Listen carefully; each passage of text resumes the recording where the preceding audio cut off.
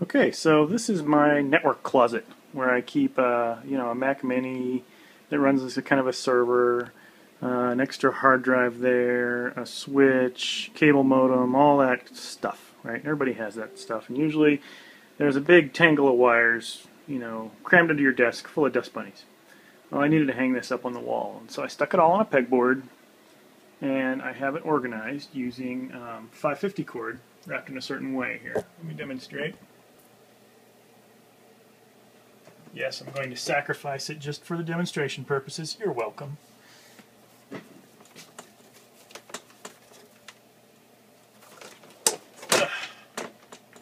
you see that? So, that's a chain sinnet. It's a big continuous knot where you have a loop inside a loop inside a loop inside a loop forever, right? And so you can unravel the whole thing just like pulling on somebody's sweater thread. And I'll show you how to tie it. Okay, so you saw my pegboard earlier. Here's just a mock-up that we're going to work with. A bunch of wires stretched off with little forks and things like that. So picture a device here, and then branching devices over here and here.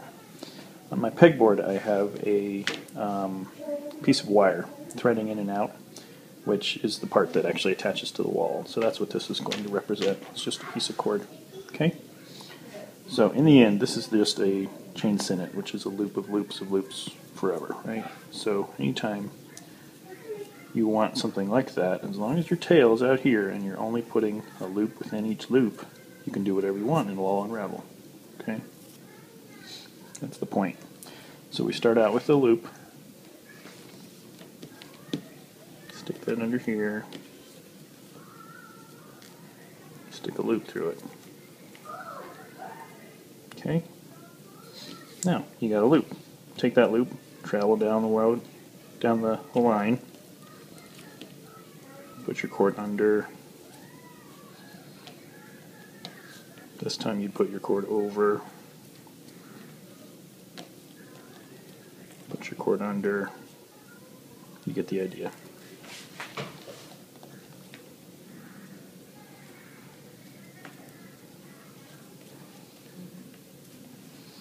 So you've got knots evenly spaced every couple inches or whatever. You can bring it down to a centimeter. You can stick the knots right next to each other if you have a whole ton of cord, or you can stretch them out to be like a foot if you really don't care too much about how pretty it is. I leave it to you to experiment on how to make this look best. So, along with my earlier rule of never putting the tail through the knot, you never want to put the tail underneath a cord or a cable or anything like that, because then you won't be able to yank it and get it all free. So usually what I'm doing is I have a whole spool way out here somewhere, and I don't cut it until the end because I don't know how much I'm going to need. So that's a rule of thumb. If you ever have to stick your spool or your end under something, you're doing it wrong. Okay, you always want to keep it out and accessible. So there's a branch. We'll connect those up. Over, under,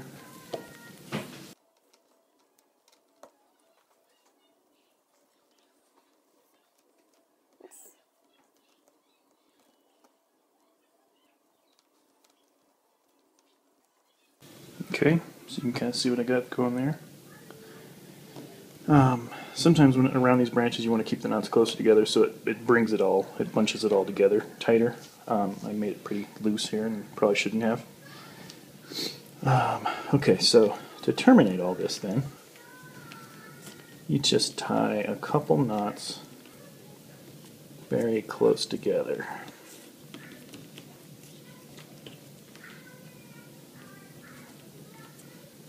Okay, and you suck up each loop so that the loops are tight. That keeps it from unraveling.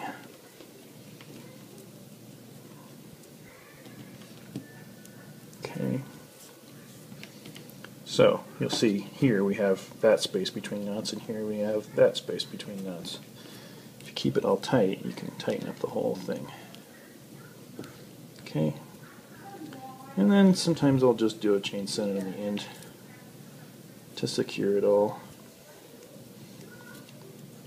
So then when you add a new piece of hardware to this mess and you got to unravel it, all you have to do is pull this string. If I want it to be a little more secure, I'll just pull it through and leave it like that. Okay. So then say cable guy comes over and he gives you a new cable modem. You need to thread a new wire on. You just yank the cord, toss in the new wire, and then restring it again. Trust me, you get pretty fast at it eventually.